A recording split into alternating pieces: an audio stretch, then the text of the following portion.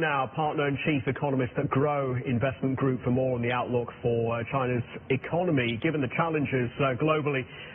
Thank you very much indeed for joining us, and Happy New Year to you. Chinese export growth, you say, will decelerate in 2025, with or without tariffs, but with tariffs will be substantially worse. Can you give us a bit more colour on how bad that picture would be? Yeah, well, I think in the past couple of years, net exports has been the growth engine for the Chinese economy. And I think that is part of the reasons why, you're seeing huge capacity build up in the last couple of years in EVs and also in solar panels as well. So I think going forward, because of the impact from the tariff, I think net exports as a percentage of global exports will decrease because, the production center has been, reshoring, or, some of them has been reallocated to the neighboring countries. So I think net exports in 2025 would stop to be, the most important growth driver for the Chinese economy. But then at the same time, I think the property market still, needs time to heal. Even though we're seeing some tentative signs that, some of the tier 1 cities are having a transaction and price volume bounce back, but, it's very difficult to, see a national recovery in the property market.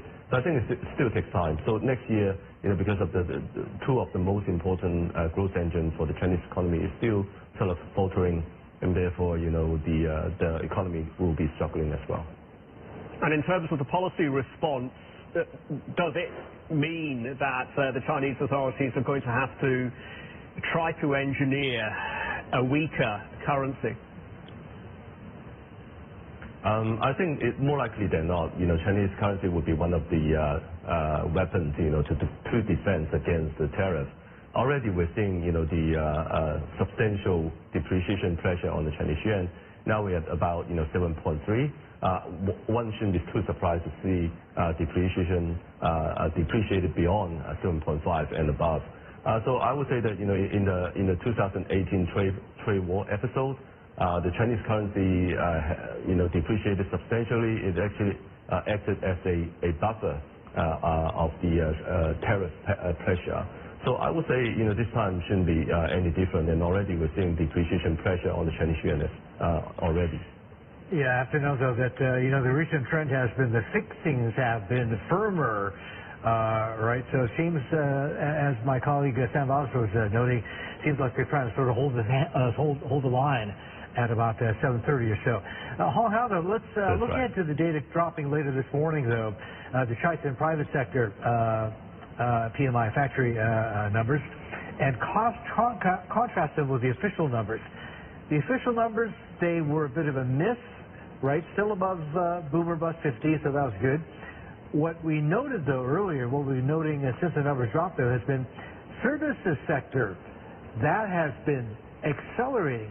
How important is that? Because last I recall, services are a fantastic multiplier, even better than manufacturing, for job creation and employment, one. And it also has a knock-on effect positively, potentially, to consumption as well, no? Yeah, we're happy to see servicing sector is doing well, all right? Also the manufacturing sector is still expanding, even though it's a little bit less than expected. But, this year, because the Chinese New Year is way ahead of the previous year, right? So it's happening in January. And surprisingly, this year, if you're traveling in the Chinese market, everybody is still working very hard for some reason, right? So, back then, 20 days before the Chinese New Year, people would start to, travel back to their hometowns and reunite with their families. But for some reason, this year, everybody's still working really, really hard.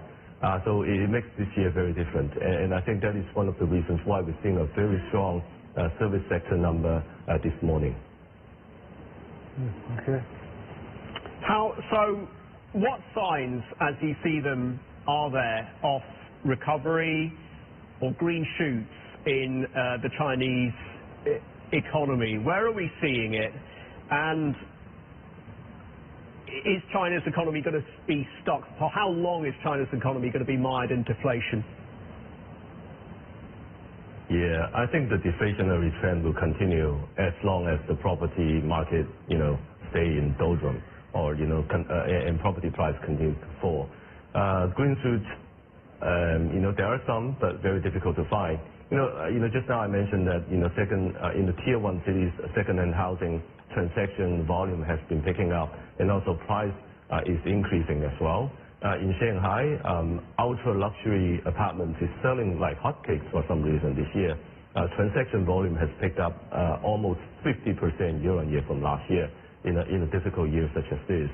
So, there are some, really green shoots, and they look very interesting and peculiar for some reason, right? So you're sort of expecting the opposite should happen, in a year such as this. But, we indeed seeing second-hand property price picking up, transaction is picking up, and also ultra-luxury apartments sales is picking up as well. All right, so somebody's got money. All right, Hong Hao, fantastic talking to you as always. Thank you. Appreciate the time. Keep safe and do it again very soon. Yeah. Hong Hao Happy New Year. from Grow Investment Group. Happy New Year to you too. Thank you. We'll take a quick break. We are back in 2.